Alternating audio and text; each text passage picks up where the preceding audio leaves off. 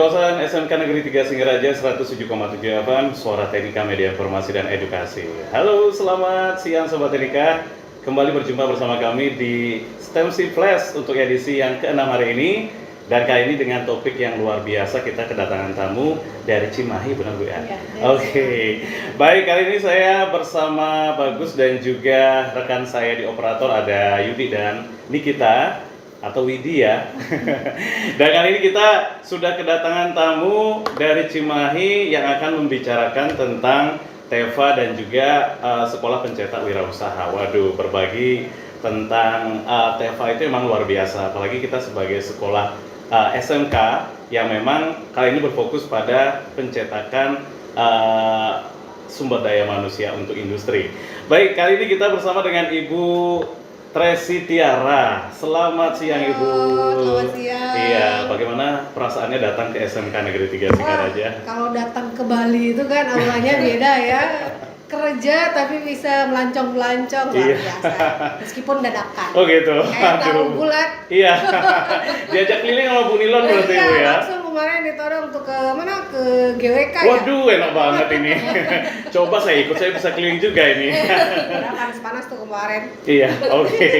Baik, ternyata Ibu Tiara ini adalah salah satu instruktur nasional P5BK, kemudian pendamping nasional Sekolah Pencetak Wirausaha, dan juga tim pengembang kurikulum PKK nasional dan guru PKK di SMK TI Pembangunan Cimahi. Iya, betul. Aduh, hebat banget nih kalau kita ngomongin masalah experience dan juga organisasinya, ternyata beliau ini aktif banget Ibu ya, menjadi inspirasi ini juga ya.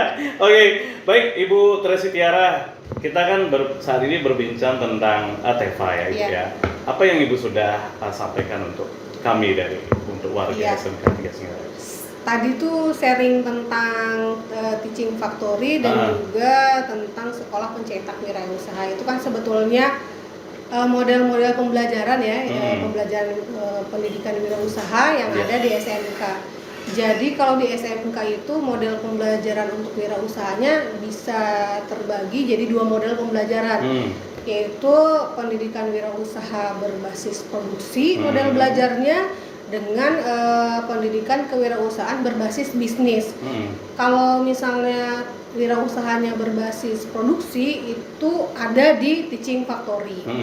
Terus kalau misalnya pendidikan wirausahanya berbasis bisnis itu ada di sekolah pencetak wirausaha. Oh gitu. Berarti ini ada pembedaan juga Bu ya? Iya, ada pembedaan karena kan sekolah SMK di Indonesia itu beragam ya. Iya. Ada yang sarana prasarananya udah bagus, lengkap untuk belajar berbasis produksi. Ada juga sekolah-sekolah yang kayak sekolah kita nih, mewah, mepet sawah.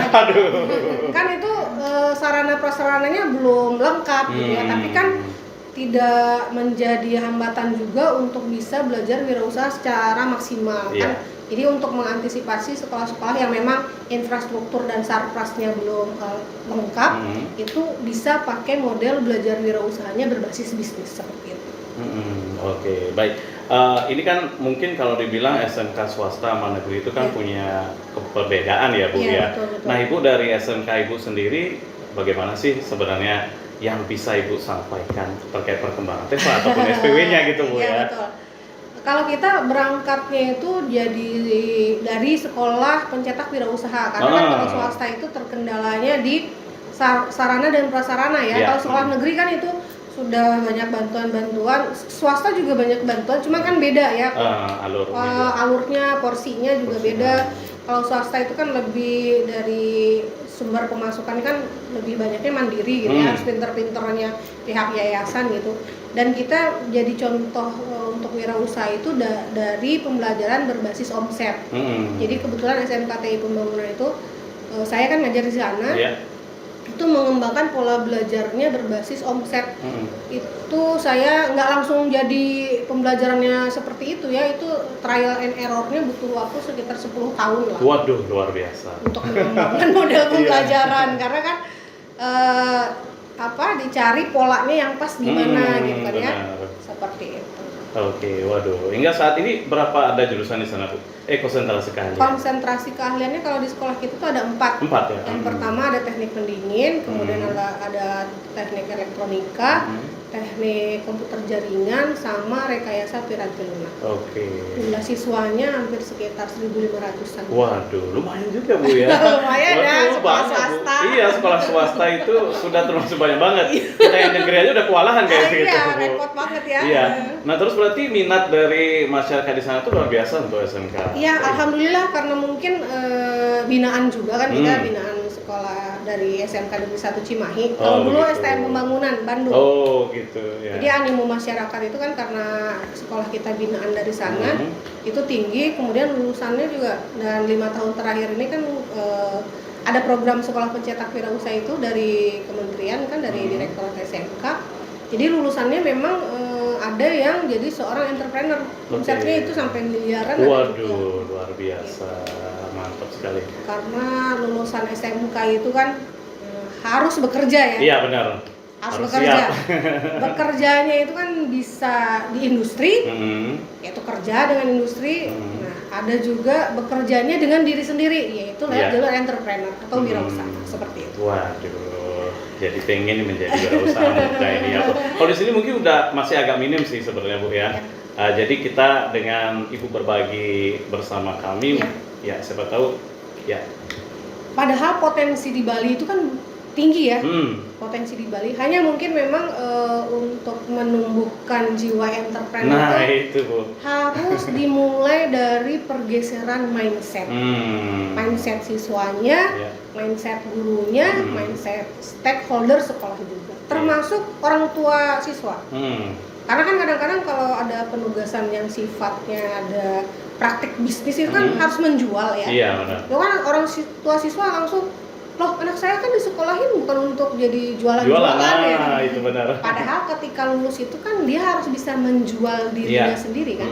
Jadi kalau kata Seth Godin itu ya, pakar ekonomi, itu orang bisa survive di dunia yang semakin global ini ya, yang semakin flat, itu kalau punya 3 kemampuan.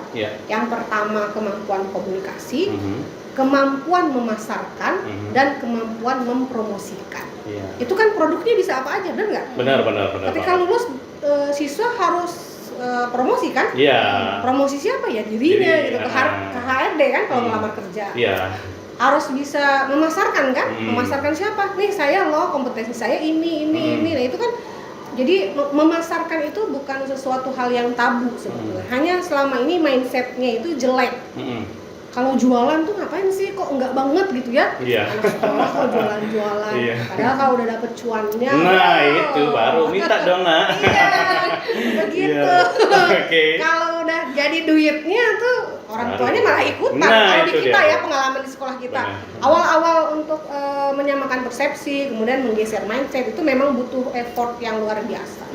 Harus mau capek guru. Itu dia ya. Mungkin itu yang masih orang tua belum tahu ya. Betapa lelahnya. Mengurusin anak didik ya.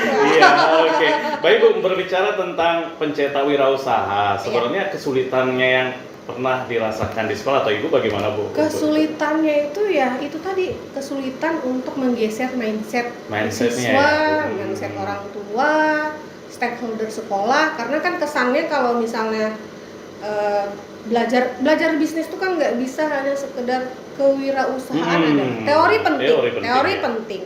Tapi lebih penting lagi actionnya, prakteknya. Karena belajar wirausaha itu nggak hanya bisa dilakukan dengan duduk diam di kelas. Dia harus berinteraksi keluar dari lingkungan sekolah, keluar dari zona nyamannya, kemudian harus berani mengambil resiko. Jadi kan belajar wirausaha itu untuk menghasilkan siswa yang punya mindset wirausaha, kemudian dia harus berani mengambil risiko dan mampu membaca peluang. Jadi belajar wirausaha itu sebenarnya bicaranya tentang 3, tentang mindset, tentang keberanian, tentang kemampuan membaca peluang usaha. Di Bali itu saya lihat banyak sekali peluang usaha. Banyak banget Bu. Tapi mungkin karena ada di zona nyaman kan banyak turis ya, kan ya, kan penghasilannya tinggi, PAD-nya dari sana kan ya. Nah memang harus bergeser keluar dari zona nyaman kalau misalnya ingin menghasilkan lulusan yang mempunyai jiwa entrepreneur. Jadi entrepreneur itu nggak selalu harus jadi pebisnis. jiwa entrepreneur itu dibutuhkan dalam semua lini kehidupan. Mau jadi pekerja, mau jadi guru, mau jadi karyawan, itu butuh. Jadi persepsi selama ini, oh kalau wirausaha itu harus dagang ya, enggak juga. Nah, gitu kadang mindset orang, Bu. Wirausaha itu dagang gitu. Harus dagang, enggak. Itu Enggak, hanya ya. bagian kecilnya. Wirausaha itu kan orang yang kreatif ya. Yang melihat peluang, yang bisa mengambil peluang itu sehingga ada manfaat ekonomisnya. Iya, oke. Seperti kita juga, Bu ya, penyiar kan? Iya, betul. Semua lini itu ada potensi wirausaha.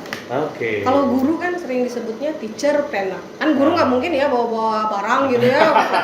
Meskipun awalnya saya dulu kayak gitu, segemolan bawa jualan batik, jualan apa segala macam. Tapi pas udah gitu kan itu proses ya. Proses untuk menumbuhkan jiwa wirausaha.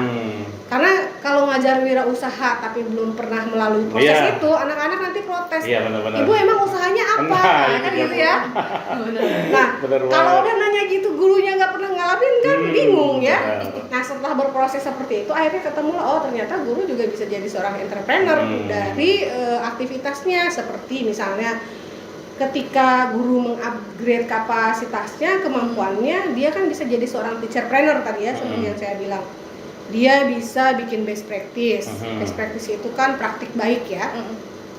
Ketika best practice-nya mendatangkan manfaat, itu kan diadopsi biasanya sama orang lain. Itu yang saya kerjakan seperti itu. Dari best practice yang saya bikin, itu mengantarkan saya diundang oleh UNESCO. Waduh, luar hadir biasa. Dalam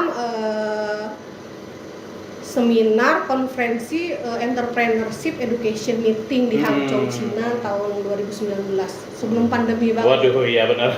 Oktober masih ingat pas Januarinya pandemi gitu. Ya. Untung udah pulang. 2020 ya. Oke. Iya, baik Bu. Nah, terkait dengan waktu ini Bu ya. Kalau menurut Ibu, waktu di sana kan kadang waktu juga mempengaruhi bagaimana siswa belajar ya Bu ya. Iya, betul. Di sana itu memang waktunya juga sudah diatur atau bagaimana Bu? Nah, kan kalau bisnis model hari ini tuh kan nggak konvensional ya. Kan anak-anak itu udah punya handphone masing-masing. Smartphone sekarang ya. Nah, sumber duit itu kan sekarang adanya di smartphone. Iya, benar. Dan aktivitas bisnis online itu nggak mengganggu aktivitas sekolah. Bisa dilakukan diseling-selingi dari kegiatan sekolah itu pas istirahat, misalnya dia ngerjain ada yang orderan. Karena kalau yang di sekolah pencetak wirausaha itu kan nggak harus produksi ya. Dia bisa jadi dropshipper ataupun reseller. Beda lagi kalau di Teva. Kalau Teva kan itu harus produksi. Iya, produksi. Kalau produksi itu memang harus disesuaikan jadwalnya dengan jadwal yang ada di sekolah. Kalau untuk yang bisnis online, kalau di kita kan banyaknya bisnis online ya anak-anak. Jadi aktivitas gadgetnya tuh dimaksimal. Jadi menggeser kebiasaan yang tadi suka mabar. Mabarnya game online, teriak-teriak gak jelas gitu.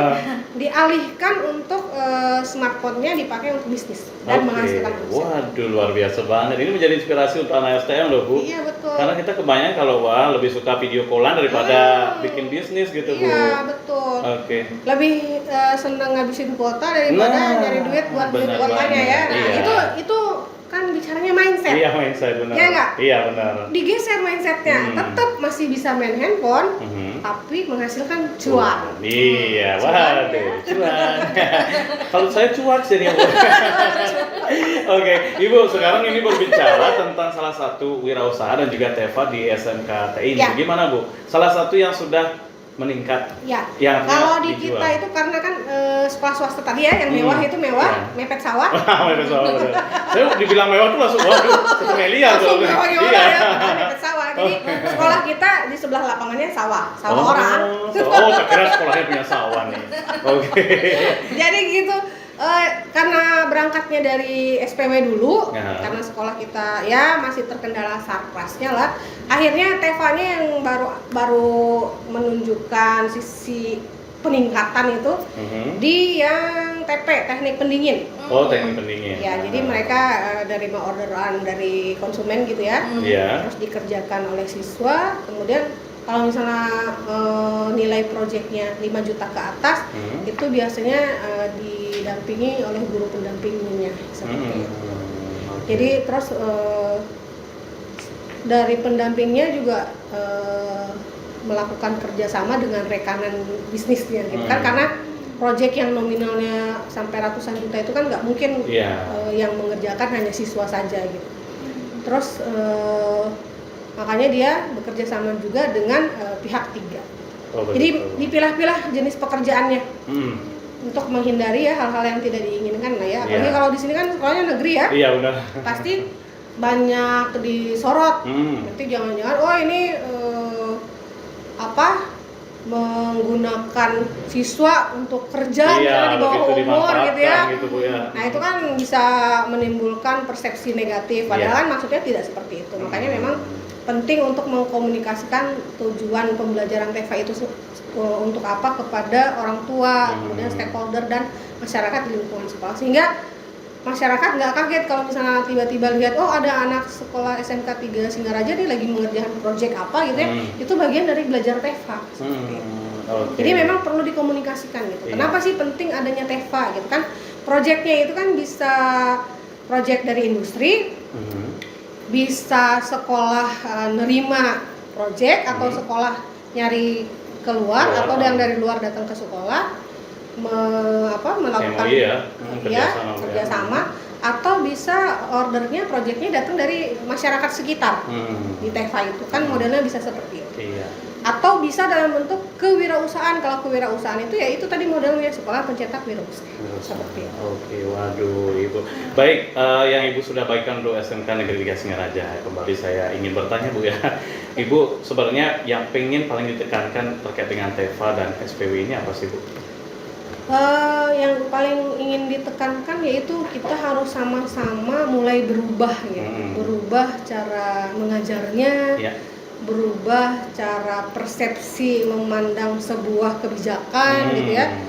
Balik lagi mindset itu memang harus bergeser gitu, karena kan nggak bisa lagi disamakan zaman sekarang dengan waktu zaman kita sekolah. Kan kita kalau saya nih sekolahnya abad keberapa gitu ya, ngajarnya di abad berapa, siswanya abad berapa gitu kan. Kalau nggak ada komunikasi yang baik, kan nggak nyambung ya. Siswa kemana, guru kemana, stakeholder kemana. Jadi memang harus mindset itu dan penyamaan persepsi itu penting. Harus diawalinya dari situ, menggeser mindset konvensional menjadi mindset kekinian. Iya, luar biasa. Yang penting cuan, bukan cuan. Oke, Ibu, apa sebagai closing statement Bu yang ingin disampaikan? Ibu sudah datang ke SMK 3, ke Bali lagi, ke GWK lagi ya, jalan-jalan Bu. Iya, jalan-jalan ya. Pokoknya kalau udah Bali itu udah jalan-jalan ya, nggak kerasa kerja. Jadi intinya sih saya yakin bahwa potensi di SMK 3 itu sangat luar biasa. Tinggal penyamaan persepsi dari berbagai stakeholder yang ada di sekolah. Mudah-mudahan SMK Negeri 3 Singaraja ini berhasil mencetak siswa-siswa yang siap bekerja. Amin. Baik itu bekerja untuk industri ataupun bekerja untuk dirinya sendiri. Waduh, tepuk tangan dulu dong.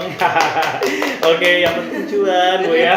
Saya sebenarnya bilang gitu, nanti mau murid yang penting cuan bukan cuan gitu Bu ya. Mungkin jadi penyemangat untuk siswa ya Bu ya. Itu bisa jadi ini loh. Jadi jargon ya. Jargon benar-benar Bu. Berarti Ibu sama saya nanti calling-callingan Bu ya. Oke, baik demikian kita Sobat Enika bincang-bincang kita bersama dengan Ibu Tresi Tiara. Terima kasih Ibu. Sama-sama. Iya, dan mudah-mudahan apa yang diharapkan bisa benar-benar meningkatkan SMK 3 Singaraja, terutama terkait wirausaha dan juga TEFA ya Bu ya. Baik, jangan lupa tetap saksikan dan dengarkan yaitu STEMC Flash. Yang pastinya di edisi ke-7 kita tetap akan hadirkan bintang tamu yang spesial dari SMK Negeri 3 Singaraja. Baik, kalau begitu saya Bagus dan rekan saya ada Yudi dan Widi dan Ibu Tresi. Pamit undur diri, kasih ucap selamat siang dan majulah pendidikan Indonesia. Sampai jumpa.